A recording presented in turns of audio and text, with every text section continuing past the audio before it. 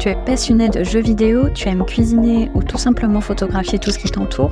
Alors n'hésite pas à en parler sur ton CV pour laisser transparaître ta personnalité.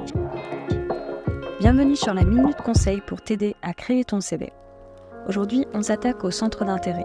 Alors, comment en tirer parti? On te dit comment faire. Place aux best practices.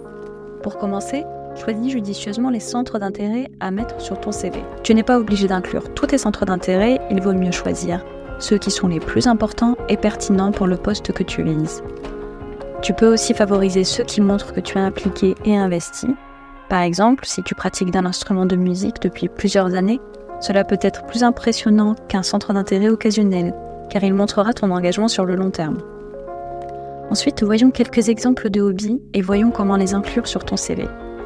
Prenons les hobbies par catégorie. Il y a les créatifs et artistiques comme la musique, la photographie, la peinture, la sculpture, le dessin, qui communiquent la créativité, le sens de l'observation, le sens du détail, ainsi que la sensibilité artistique. Passons aux hobbies littéraires et culturels, comme l'écriture, la lecture, le théâtre, les musées et expositions ou encore les jeux de société. Ils sont un excellent moyen de témoigner le sens de l'observation, la curiosité, la capacité à apprendre de nouvelles choses et à bien présenter tes arguments avec un pouvoir de persuasion. Pour ce qui est des hobbies associatifs, ça fait toujours bien d'en avoir un sur son CV, comme le bénévolat, le mentorat, la participation à des associations caritatives. En les incluant sur ton CV, tu montreras ton empathie, ton altruisme et ta générosité. La catégorie des hobbies en plein air et l'exploration tels que la randonnée, la danse, le voyage, la méditation et le yoga montrent de façon générale la recherche continuelle d'amélioration, la capacité à rester calme, à gérer le stress, les émotions, ainsi que l'ouverture d'esprit. Voyons maintenant ce qu'il faut éviter de faire. Premièrement, évite d'être trop vague. Lecture, cinéma, voyage, un seul mot ne suffira pas et n'apportera pas grand-chose à ta candidature. Par exemple, et c'est plutôt cinéma fantastique. Deuxièmement, mieux vaut éviter d'inclure des centres d'intérêt qui relèvent de sujets qui fâchent, dits controversés, tels que la politique, la chasse ou les pratiques religieuses. Tu as beau chercher et tu ne trouves aucun hobby à mettre sur ton CV? Alors sors du cadre. Voici une petite technique.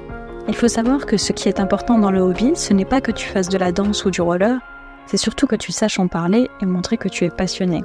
Dans ce cas, tu peux penser à un hobby que tu aurais bien aimé faire, mais que faute d'argent ou de temps, tu le réserves pour plus tard. Par exemple, ça peut être la voile. Tu pourras dire que tu es passionné par la voile, mais que dans tes situations actuelles, tu n'as pas les moyens de prendre des cours ou de t'acheter un voilier. Cela dit, c'est une passion que tu as bien l'intention de développer plus tard. L'idée est simplement de laisser transparaître ta personnalité, tes passions et le fait que tu te projettes dans l'avenir. Tu ne seras pas jugé sur tes compétences en matière de voile, bien sûr. Si tu n'as toujours aucun hobby en tête, alors c'est le moment de commencer à y réfléchir. Tu peux tester plein de choses. Pour moi, c'est la lecture, je lis tout ce qui me tombe sous la main. Maintenant, à toi de trouver tes hobbies. La rubrique Centre d'intérêt apporte pas mal de bénéfices et saura rendre ton profil original. Tu es unique, alors fais en sorte que ton CV le soit aussi grâce à cette rubrique. C'était la Minute Conseil, tu as toutes les clés pour bien renseigner tes hobbies. Maintenant, c'est à toi de jouer.